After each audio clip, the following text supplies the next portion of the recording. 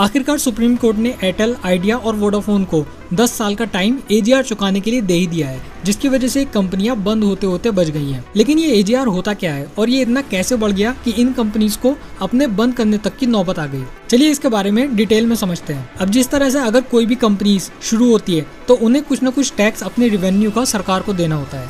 इसी तरह से जो टेली कम्युनिकेशंस कंपनी होती हैं जैसे कि एयरटेल, आइडिया, जियो, इन सभी को भी कुछ पैसे अपने रेवेन्यू पर जो जनरेट होते हैं उसका कुछ हिस्सा अपनी सरकार को देना होता है। अब इसी को एजीआर कहते हैं। अब इस पर कंपनीज और सरकार की दोनों की अलग अलग राय थी। कंपनीज का कहना था कि ये जो एजीआर है मतलब एडजस्टेड ग्रॉस रेवेन्यू, ये सिर्फ उसी इनकम पर लगेगी जो कि वो सिर्फ टेलीकॉम ऑपरेशन से कमाते हैं, जैसे कि कॉल सर्विसेज हो गई, इंटरनेट की सर्विसेज हो गई और ऐसी दूसरी सर्विसेज जो कि ये कंपनीज प्रोवाइड करवाती हैं। जबकि सरकार का कहना था कि भैया ये जो एजीआर है ये सिर्फ टेलीकॉम ऑपरेशंस पे ही नहीं लगेगा, बल्कि इसके अलावा जो आप दूसरे काम भी करते हैं जैसे कि एसेट्स के सेल्स हो गए, इंटरेस्ट ऑफ डिपॉजिट हो गया या कोई रेंट्स, अगर किसी ये कंपनियां कुछ और सर्विस भी देती हैं तो ये एजीआर आपको उन पर भी देना होगा। अब दोनों के बीच में जो डिस्प्यूट था वो 2005 से चलता आ रहा था और डिस्प्यूट चलते चलते ये पैसा इन कंपनीज को पर 1.6 लाख करोड़ रुपए तक हो चुका है। अब या तो कंपनीज इन्हें चुकाती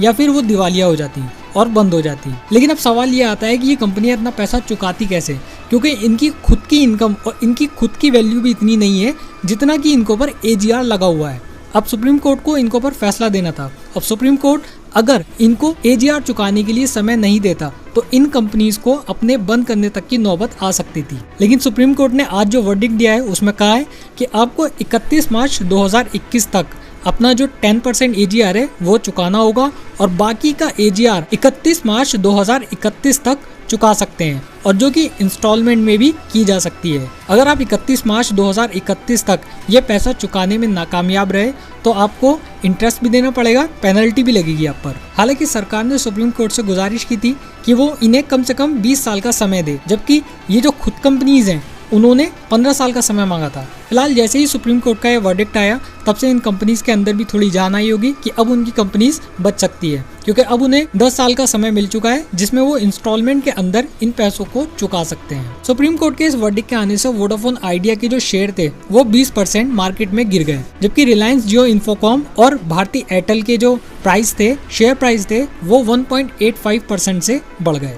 इन कंपनीज को सरकार को जो 1.6 लाख करोड़ रुपए देने थे उसमें वोडाफोन आइडिया, जो कि पहले दो अलग अलग कंपनीज हुआ करती थी लेकिन जियो की लॉन्चिंग के बाद ये दोनों मर्ज हो चुकी हैं, उन्हें इनमें से 50,000 करोड़ रुपए देने थे, जबकि एयरटेल को ये 26,000 करोड़ रुपए देने थे।